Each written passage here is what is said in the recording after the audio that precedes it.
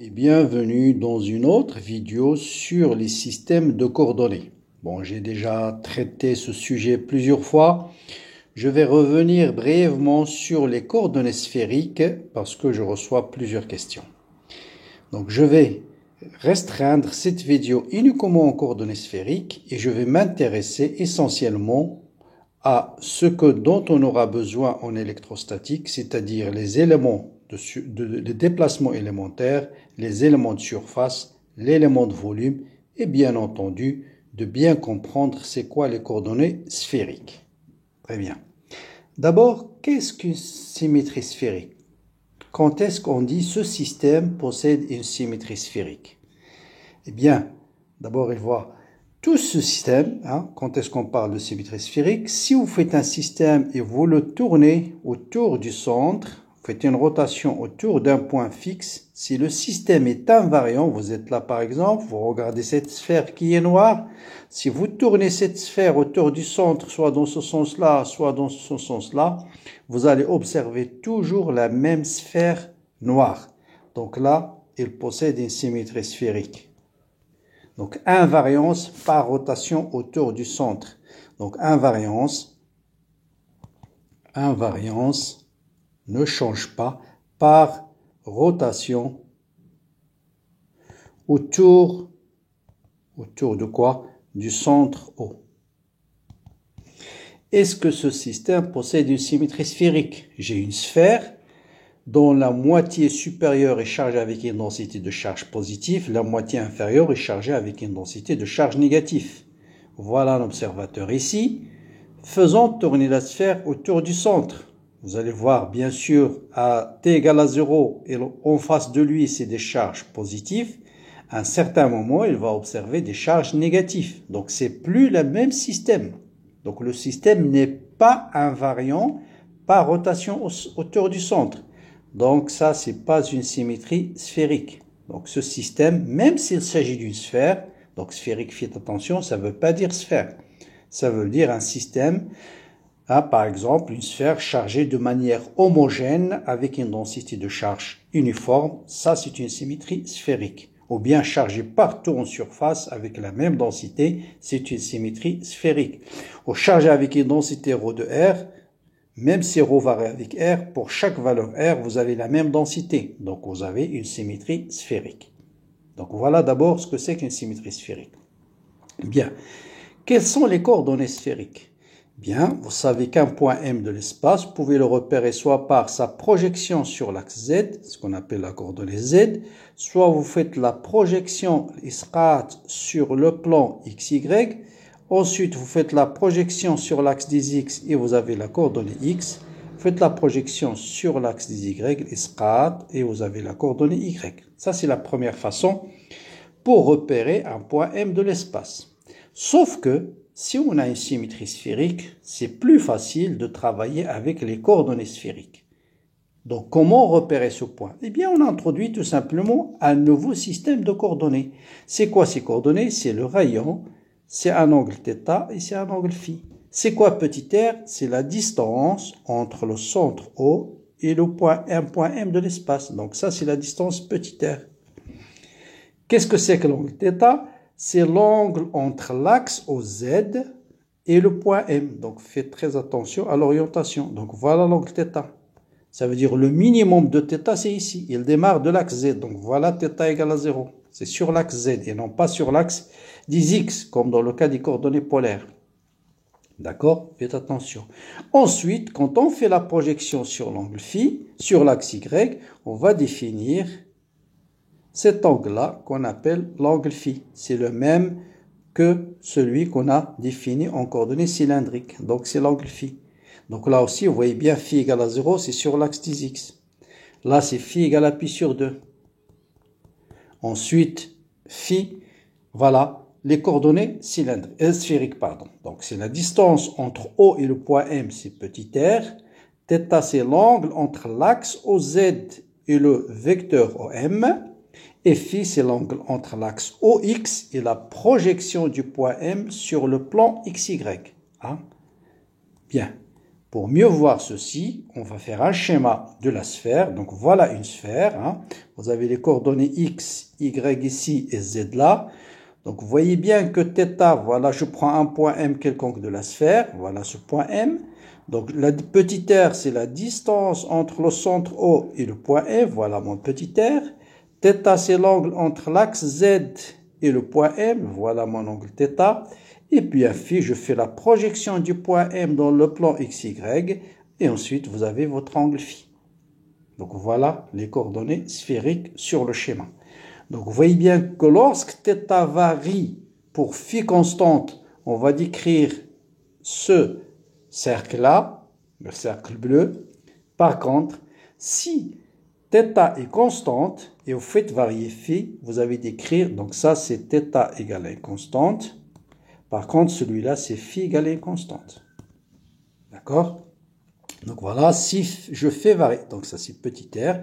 Donc si je fais varier θ, voilà, pour un angle θ, ensuite un angle θ, un autre θ, et ainsi de suite. Donc ça c'est pour phi constante. Donc pour phi constante, je vais décrire ce plan-là.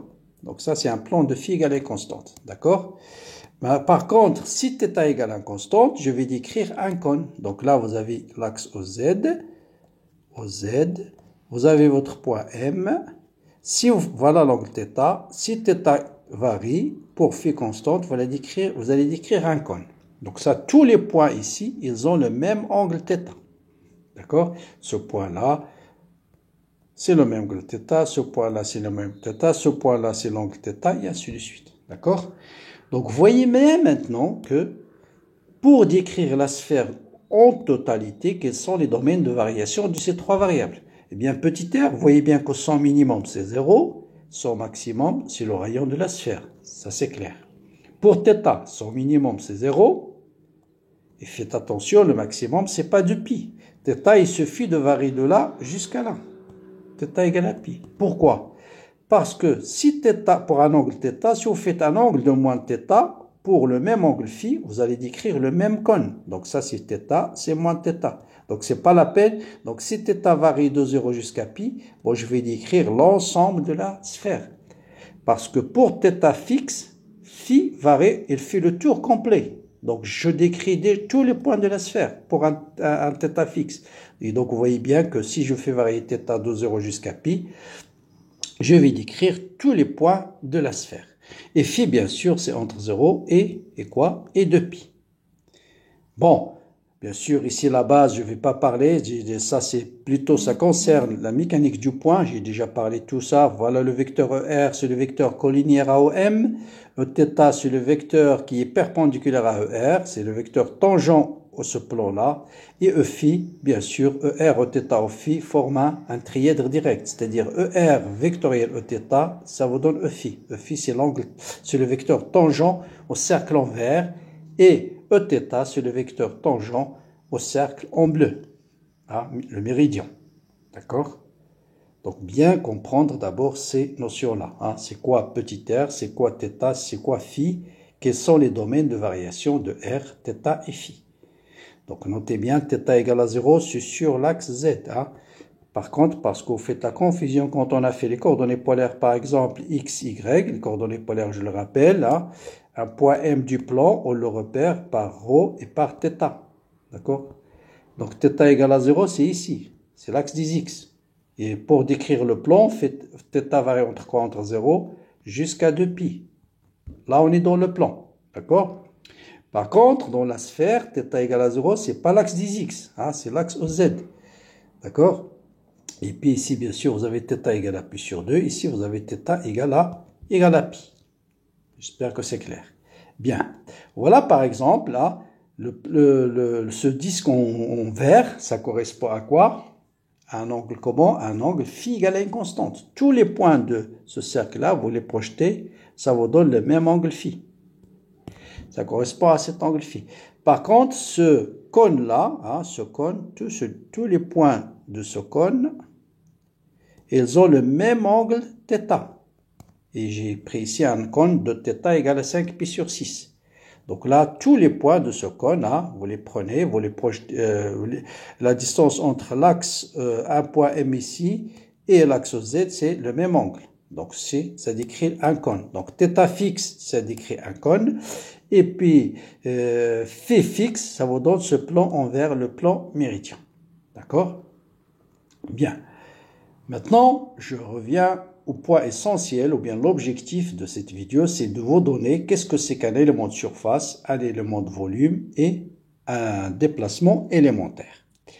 Qu'est-ce qu'on appelle déplacement élémentaire? C'est-à-dire, j'ai mon point M, je fais varier une coordonnée et je vais me retrouver en un point M'. C'est quoi cette distance-là? Quelles sont les coordonnées? J'ai les trois coordonnées R, θ et φ. Là, je fais varier R. Donc, voilà mon point M. La distance R, c'est ça.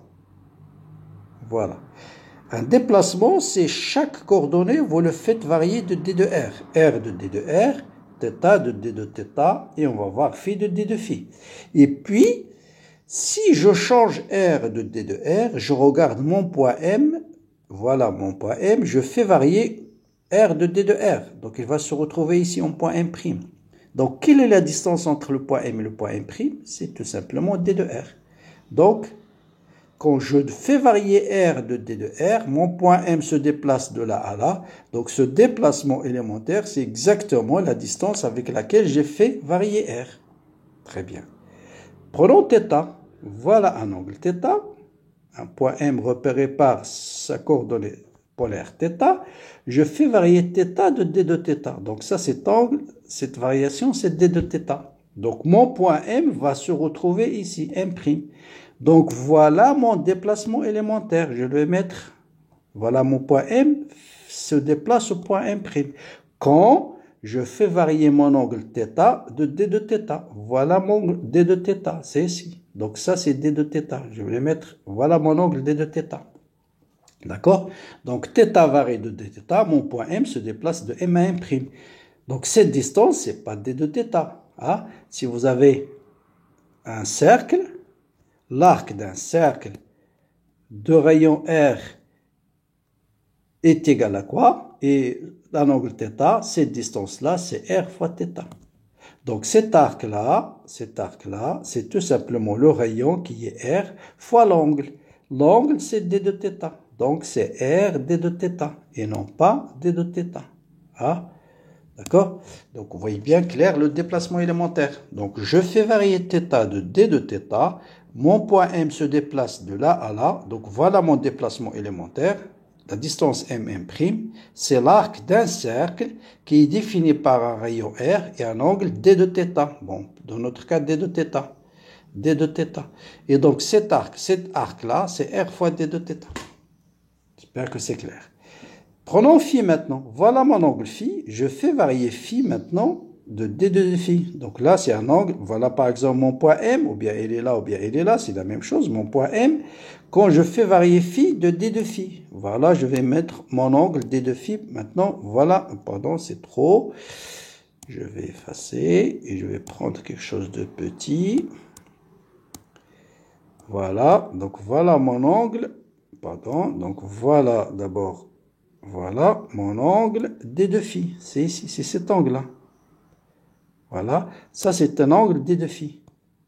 Soit vous regardez ici, soit vous regardez là. La même chose. Voilà mon angle D de φ. Cet angle-là, c'est φ. Et cet angle-là, c'est D de φ. Ça, c'est D de φ. C'est la même chose. Hein. Je travaille sur ce plan. Ce plan, c'est la même chose. Donc, mon point M se déplace de là à là. De là à là. D'accord? Ou bien ici, mon point M se déplace de là à là. Mon point M'. Voilà mon point de départ. Quand je fais varier φ de D de φ, voilà mon angle φ. Je fais varier de D de φ, M se déplace de là à là. Donc, à quoi est égale la distance M'? Donc, je fais varier φ de D de φ et je regarde le déplacement. Eh bien, on va faire la même chose que tout à l'heure. Cet arc-là, c'est quoi? C'est cette distance fois l'angle. Donc, la distance M', c'est l'angle, c'est D de φ, multiplié par cette distance-là. Or, cette distance, c'est celle-là. Ici, vous avez R, ici, vous avez θ. Ici, c'est un angle droit. Donc, cette distance, c'est combien? Ah, cette distance-là, c'est R sinus θ. Donc, voilà. Donc, vous avez ici un angle droit. Alors, vous avez R et vous avez ici θ. ici un angle droit, d'accord? Donc ici vous avez l'axe Z. Donc ici vous avez R sinus θ. Θ est l'angle. Donc sinus θ est égal à cette distance D sur R. Donc c'est R sinus θ. Donc le déplacement c'est D de phi multiplié par R sinus θ. D'accord? C'est clair? Donc cette distance-là, hein, ce vecteur OM, voilà, et cette distance c'est R sinus θ. Ou bien cette distance, c'est la même chose. Cette distance-là, c'est R sinus θ. Donc, c'est R sinus θ fois l'angle. L'angle, c'est D de phi. Donc, c'est R sinus θ D de phi. Et non pas D de phi, ni quoi que ce soit. Donc, voilà, je résume ici. Donc, si je fais un point M, je fais varier R de D de R, mon déplacement, c'est D de R. Si je veux varier θ de D de θ, mon déplacement, c'est R D de θ. Si je veux varier phi de D de phi, mon déplacement, c'est R sinus θ D de phi. Donc, D de R D de θ, R sinus θ, D de phi. Donc, un déplacement élémentaire, c'est D de R suivant ER, c'est R D de θ suivant Eθ, c'est R sinus θ D de phi suivant Eφ. Vous pouvez écrire, par exemple, déduire la vitesse, ceux qui font la mécanique, la vitesse, c'est D de M sur D de T. Donc, c'est R point suivant ER, plus R θ point suivant Eθ, plus R sinus θ, phi point suivant Eφ. Voilà par exemple la vitesse en coordonnées cylindriques. Mais ça, je l'ai traité dans le module de mécanique avec plus de détails. Très bien. Donc, si vous avez bien compris les déplacements élémentaires, les surfaces et le volume, c'est très simple. Une surface, quand est-ce qu'on parle d'une surface? Lorsque une des trois grandeurs est constante. Donc, si le rayon est constant, on va décrire un élément de la surface de la sphère, c'est cette surface-là. Si θ est constante, vous allez décrire θ est constant, c'est un élément de surface du cône, hein, donc c'est un élément de surface du cône. Et si phi égale à une constante, donc là, si R égale à une constante, ça veut dire D de R égale à 0, donc l'élément de surface, c'est le produit des deux autres, ça veut dire R carré sinus θ D de θ D de phi.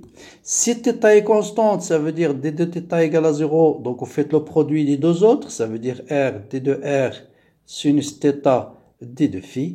Si phi qui est constante, D de phi égale à 0. Et donc, vous faites le produit des deux autres, c'est-à-dire R, D de θ, D de R. Voilà les éléments de surface. Parce que dans une sphère, hein, je reviens à cette, voilà, vous pouvez définir soit un élément de surface ici, hein, là, qu'est-ce qui change?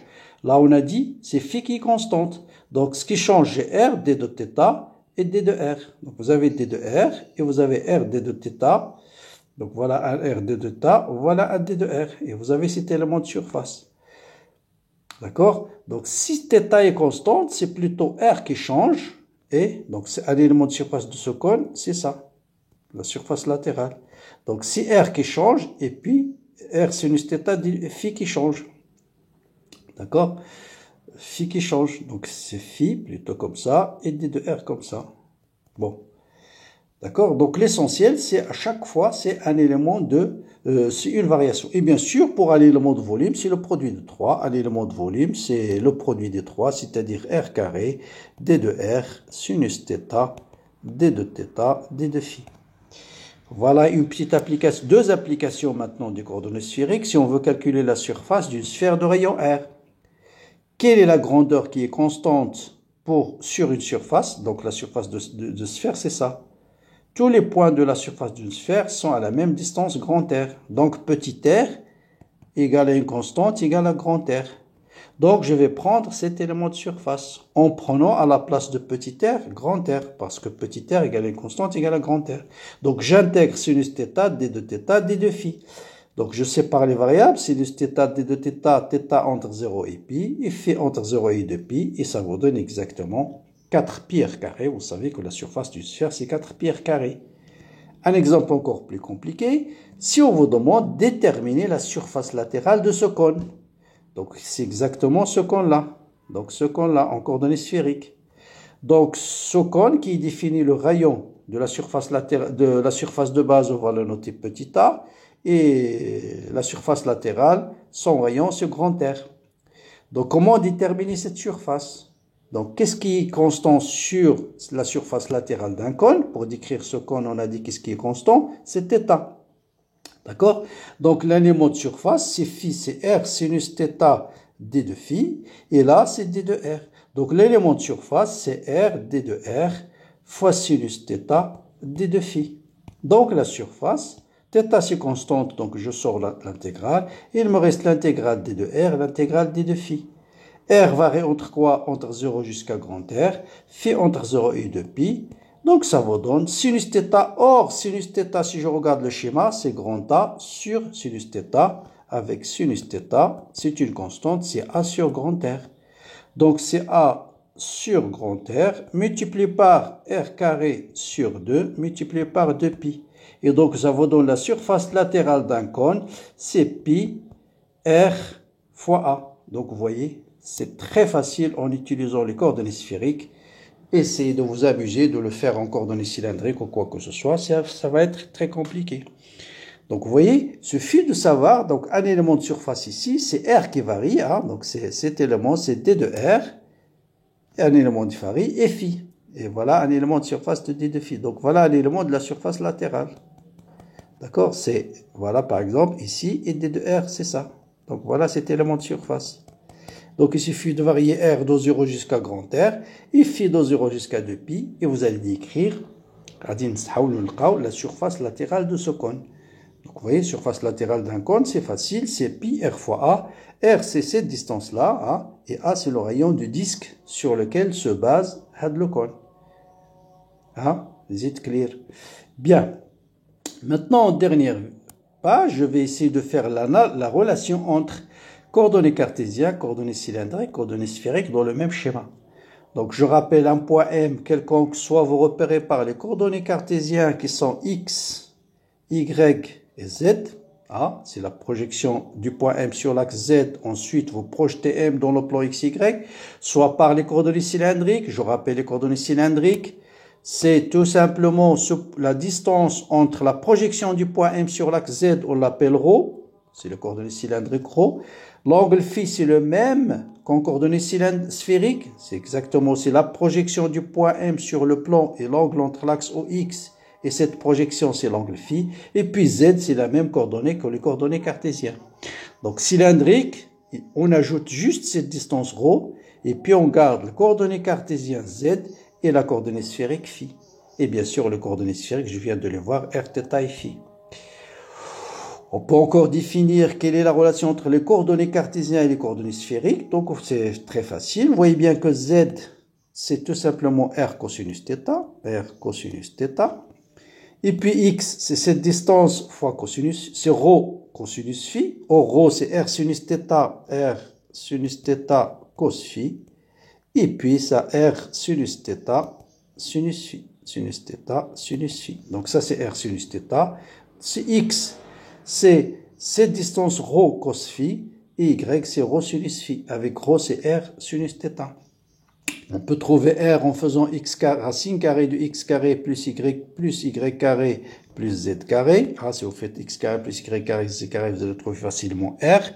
Parce que x carré plus y carré, vous allez mettre sinus carré en facteur R sinus carré et ça sera cos carré plus sinus carré, c'est 1.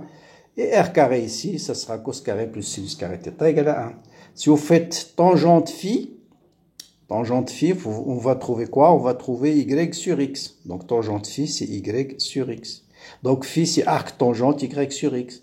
Si on veut θ par exemple, on va faire θ arc cos de z sur r. Arc cos de z sur r. Voilà. Donc si je connais x, y, z, je peux déterminer r, θ et phi. Si je connais r, θ et phi, je peux déterminer x, y, z. Donc voilà, je peux passer d'un système à un autre. Donc voilà pour cette vidéo. Donc je vous rappelle qu'il y a plein de vidéos sur les systèmes de coordonnées, mais là je voulais revenir sur les coordonnées sphériques parce que probablement c'est eux qui posent quelques difficultés et c'est les plus utilisés en électrostatique alors que les coordonnées cylindriques sont plus utilisées en mécanique. Voilà, merci pour votre suivi. N'hésitez pas à laisser des commentaires. Bon courage, bonne continuation et à bientôt.